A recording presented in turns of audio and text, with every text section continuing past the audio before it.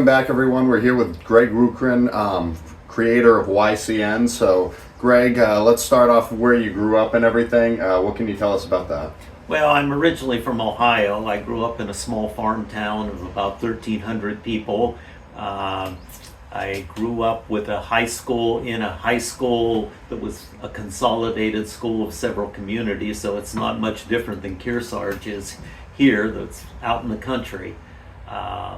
And I did all the things that everybody does in high school socially, and as extracurriculars. I was in theater, I was in sports, I was in this and that. But I look back fondly on my high school years.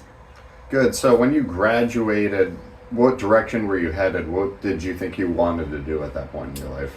Well, I thought I wanted to be an engineer, and I went to Ohio University in Athens, Ohio, and I lasted one quarter because I realized that even though I had the academic tools to be an engineer, I probably didn't have the real interest. Yeah. And so I after one quarter, I left Ohio University, and I went to Hiram College, which was a small liberal arts school that was not far from the town that I grew up in, and that afforded me the opportunity to kind of explore a little bit. So even though I started there as a chem major, through a chain of events and just looking at different programs, I went through political science, but I ended up in the theater department as a filmmaker, and that's how I was first kind of introduced to media and producing television, or at that time it was filmmaking, because that would have been back in probably the late 60s, more than a couple years ago. Yeah. So, when you first started getting more involved with this media stuff, is there any significant steps worth noting? At that time, video didn't exist, or it existed on such a level that with 2-inch videotape and things like that, if you weren't working for a major television station, you really didn't have access to. And even most of the stations at that time were using 16 millimeter film, and that's what I was training on at the time. So as I went to school, some of the aspects of even what I do today were that I would film local high school football games with 16 millimeter film, because I was an expert on 16 millimeter, and it always intrigued me. I think football was one of those sports where you'd shoot with 16 millimeter film, and you would start the camera at the beginning of the play, and you would stop it at the end of the play. And when you look at football, there's really only about 12 minutes of action in the whole game. All the rest is transitional. It's, being in the huddle and setting up the play and, all of that. But that's where I kind of got my first taste of doing sports television on a hyper-local level. Gotcha. So, when did you first move to New Hampshire, and why? Well, after I got out of graduate school, I was studying filmmaking at the University of Western Illinois, and it was fall, it was nice, and my best friend had a girlfriend who was working at a small liberal arts college as a recruiter. I don't know, many people kind of stare at me and say, there was a college in Franconia, New Hampshire? And there was, and it was kind of, at that time, a hippie school. And Dawn said, let's go to New Hampshire and visit Diane. And we got in the car, and I had never been in New Hampshire before, and we hit the White Mountains at peak foliage in the fall, and that was the sucker punch. It was like, if you're going to start from scratch, why not start someplace as beautiful as it is here? And literally, we drove back to Ohio, packed our car, and came here. We didn't have jobs, we didn't have anything. It was just an adventure to get here. And so then we were here. So when you first got to New Hampshire, what town did you live in? And then for work, what did you initially start out doing when you had to figure that out? Well, I lived in Concord, and at that time I got a job as a bartender in a local restaurant that doesn't exist anymore. It was called the Emanon, and it was kind of behind Main Street in Concord, and it was a building that was renovated by the owner. It was an old, I think, if I'm not incorrect, it was some kind of storage facility or storehouse or something, and he renovated it into this really beautiful restaurant. And I was always curious. It's like, the Emanon, what kind of a name is that? And it's really no name spelled backwards. So that was my first job, and while I was doing that, I was looking at taking my skills as a filmmaker and parlaying that into some kind of a permanent job. And what I went to at that time, the New Hampshire Commission on the Arts, and there was this guy standing there, and he was like, "Well, what are you interested in?" And I said, "Well, I'm trained as a filmmaker, and I just wanted to see what was happening in filmmaking in New Hampshire." And he said, "Well, if you're living here, you're what's happening in filmmaking in New Hampshire." Come to find out, this man was the commissioner. Had no idea that that's who I was talking to.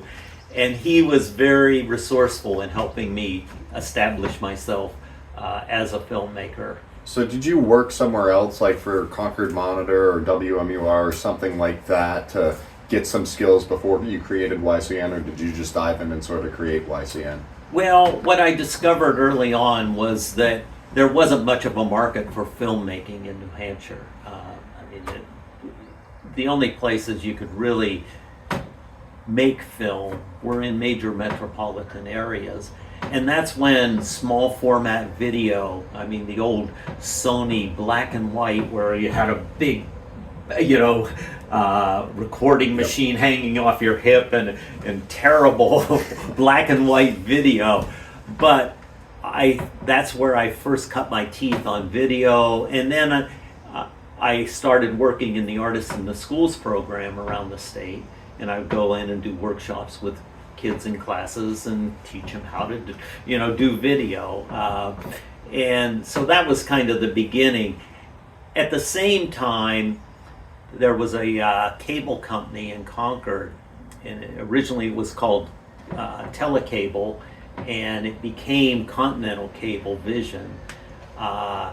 And they were interested in doing local programming and stuff, and so I got involved with them, and I ended up, that was my first major job, was as their program director.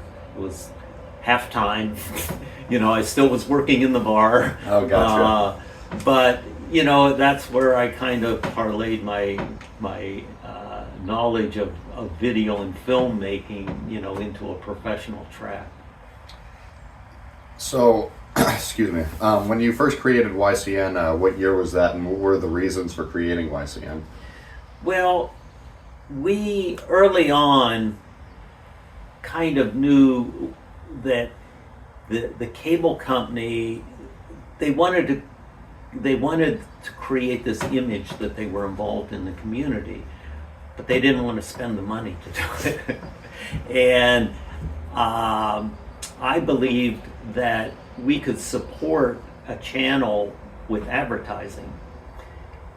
And early on, we were able to create an agreement with the cable company to take whatever money they allocated for local programming, contract with us, and us then independently going out and selling advertising and creating the foundation that ultimately, this was probably in the late 70s, middle to late 1970s, and we were able to parlay that into kind of a regular programming operation. And in Concord, we were known as Channel 12 Concord, and we had 12 employees. We did a high school game of the week. We had Pembroke in our coverage area, Merrimack Valley, obviously Concord High School, and Bishop Brady. And there were a lot of, especially at that time, Class I rivalries that, you know, that's when Scott Drapo and Matt Aloso Yep. were playing in high school. I mean, this is ancient history. And it was a lot of fun because the cable company had the capability at some point to go live, and we were able to do these games live. And at the same time, we were pursuing other programming devices. We did a program called Washington Reports, which our senators and representatives in Washington would come on a rotating basis, and we... So would you like remotely interview like people in DC? Well, kind of. You know, we were always looking at a way to approximate a broadcast look without having a broadcast price tag. And I remember when Judd Gregg was our senator, through the Republican committee, he would get somebody to film him in Washington. We would have our announcer in our studio in Concord. They would do the interview and then FedEx the tape up to us, and we would edit it the next morning and have it on the air the next night. So it had this look like it was, you know, via satellite, and but it was like this sleight of hand. So, I mean, we did another program called State of the State, and you ask about YCN. With that programming, we were able to start distributing it to other cable companies in the state. And several of them were owned by Continental, so, I mean, it was a very easy process. And that was probably in the early 80s, or late 70s, that the YCN, Yankee Cable Network, came into existence. Where'd you come up with the name YCN? Well, you know, we were in New England, we're from the Midwest, you know, it's like, met a lot of Yankees out here. The irony for me was I never realized how adamantly against the New York Yankees a lot of New Englanders were when we established the name, and over the years I got a lot of grief. Why are you the Yankee Cable Network, you know?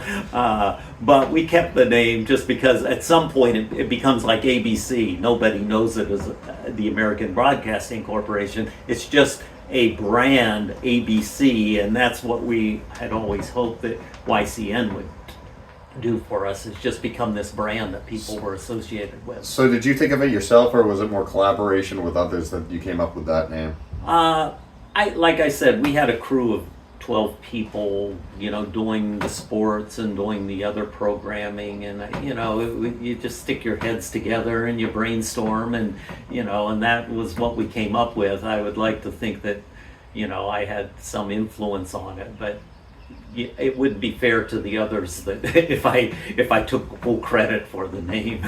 So about what year was this all established? This was in the early 80s, late 70s, early 80s, and we pretty much ran that operation until about 1990. And at that time, Continental Cablevision, which was our major outlet, not only in Concord, but they had other franchises. They were franchising in Massachusetts at that time, and if you remember Krista McAuliffe, we created a whole channel around her and her going into the astronaut program, and you know, it's unfortunate demise, but that coverage of her got us recognized as the best cable television operation in the country. That's incredible. And Continental then used that when they were franchising in Massachusetts. The the irony of that is that we were under contract. Our company was called Creative Video. We were under contract to Continental, but Continental represented us as being them. Oh. And they were quite successful in Massachusetts, using our success in Concord and doing all this programming, for their financial benefit. But in the end, when they got to the point where they wanted to sell their franchises to another company, and at that time it was AT&T, and ultimately it became Comcast. We were one of those kind of weird things where they just wanted to get rid of us. I mean, and I've been in business long enough to understand why, and I didn't like it. But So how'd you deal with that? well, again, it wasn't through my business, my wisdom as a businessman, but my deal with them was that we would have a 1-year contract, but it would be 5 years deep, and we would renew it every year. So at the point where they said to us, we want you gone, we knew we had 4 more years. And they tried to buy us out, and they tried to lure me into a business to work as their program director in Springfield, Massachusetts, which was a really big franchise and had lots of schools and and they wanted me to recreate down there, but they weren't doing anything for my other 11 employees. And I don't even like to refer to them as employees. We were always a team, we worked together, so it's like I didn't feel like I could abandon them.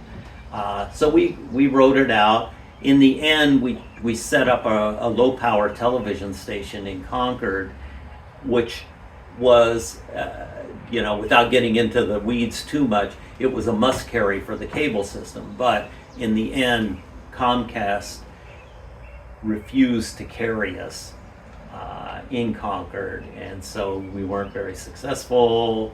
And but in that 4-year time, as we slowly evolved into whatever we were to become, most of my employees found really good jobs. I mean, my sports director ended up working on the big broadcast trucks down in Boston that do all the professional sports and things like. So it was I often described it as kind of minor league television. Yeah. It's like where you could come and you could cut your teeth and learn your craft, and then hopefully make it in the big league at some point. So as like a small minor league operation, we'll call it, how do you continue to evolve and stay alive when they were trying to get rid of you? I know we talked about that a little bit, but this is something you built and you're clearly very, very passionate about because you're the creator of it, and having the determination that no, I'm gonna keep doing this and work through those challenges to make sure that we can continue.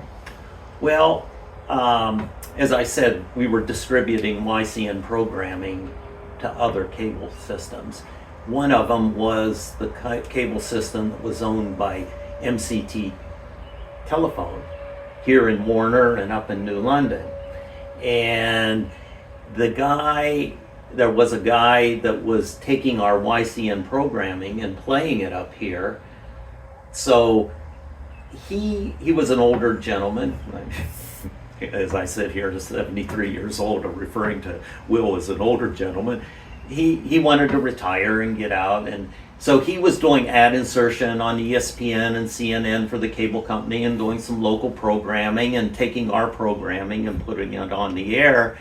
And so my wife and I ended up, as we closed down in Concord, we bought his operation up here, moved up here, and we started doing a lot. I mean, one of his staples was Kearsarge High School sports.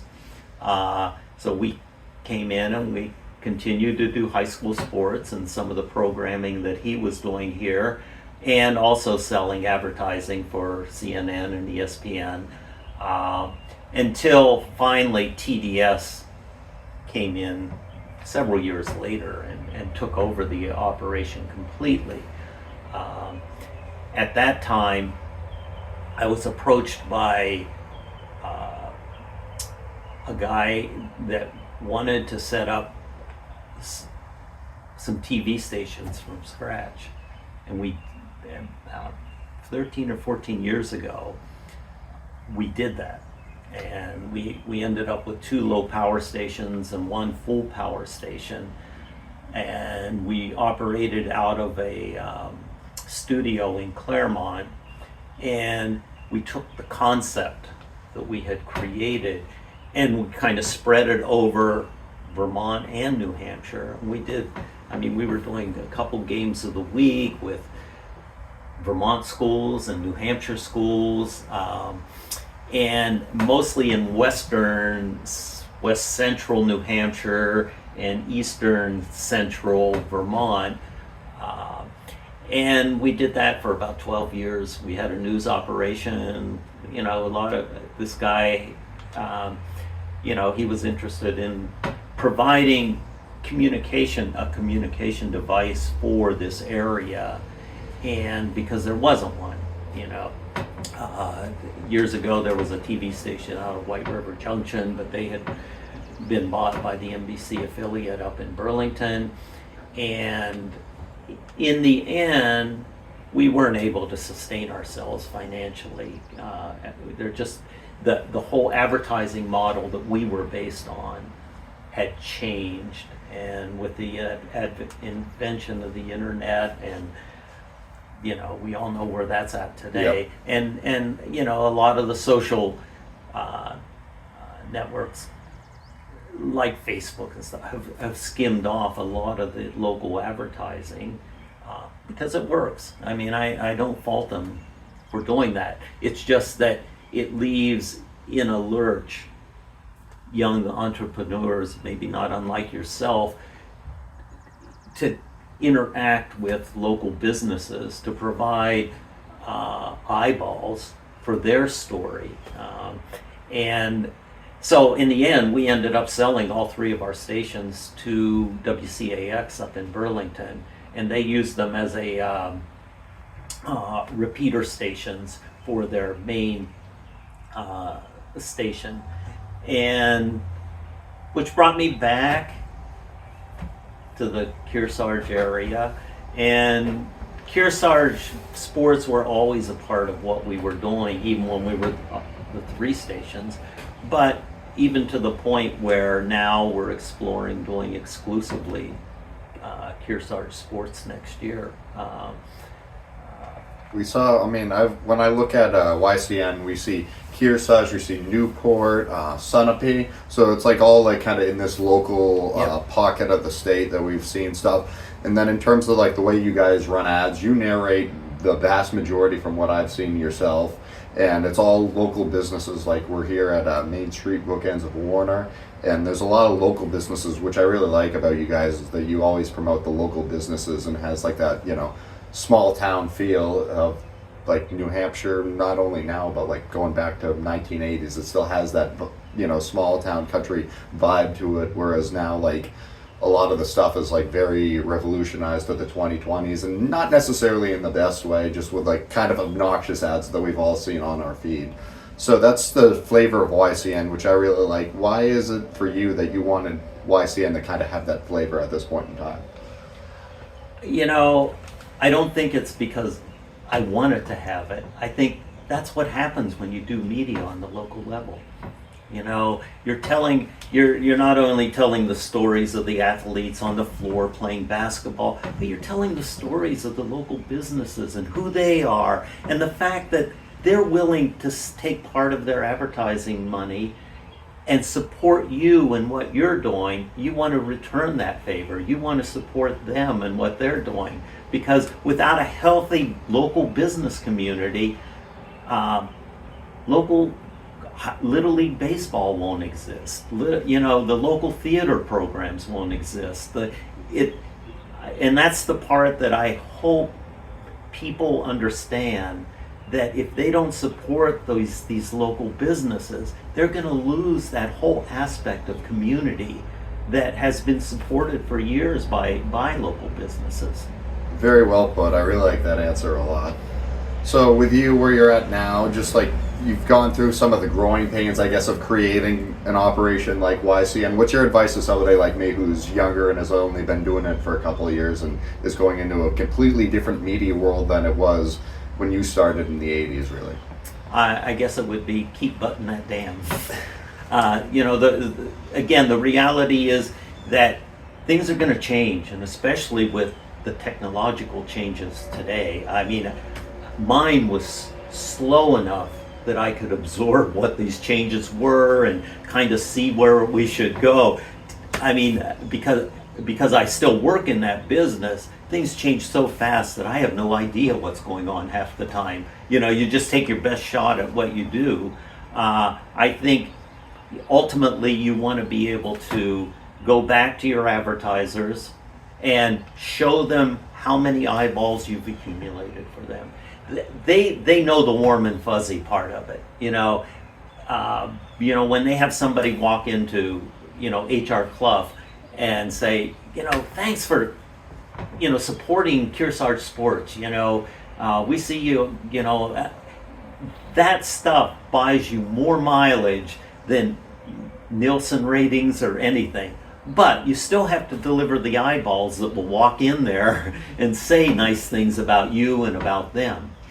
So for you, you've seen a complete evolution in media from where it first started to like being kind of one network to having a lot more voices in the room for New Hampshire sports media. If we're going from, just focusing on New Hampshire, not going to the national level, but if we look at New Hampshire as a whole, WMUR is the big wigs. They're the local news that everybody watches at night. And then as you get smaller and smaller to the levels, there's yourself, there's Dave Haley, who created New Hampshire Sports Page.